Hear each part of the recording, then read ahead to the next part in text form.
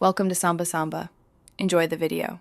You begin by confirming your MKSD revision and acceptable VIN range, because power mismatch ruins chips. Once verified, connect a stable USB-C cable and place a 1 micro-F decoupling capacitor close to the chip to reduce spikes. Make sure your computer has the correct driver installed and the latest firmware file on the desktop.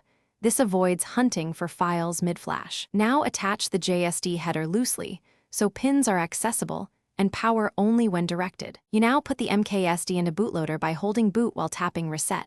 That sequence forces the chip to accept a new image. Once in bootloader, open the official flasher, choose the correct COM port and the firmware. BINU prepared. Start at 115,200 baud and enable verbose logging so you can read progress and errors. While flashing, monitor power and temperature.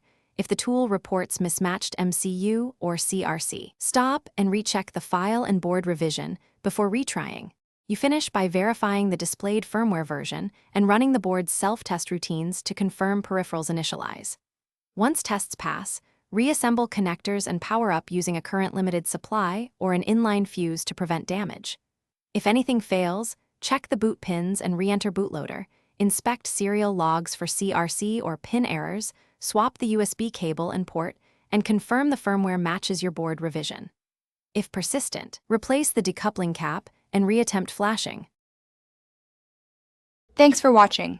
Consider subscribing if we helped you.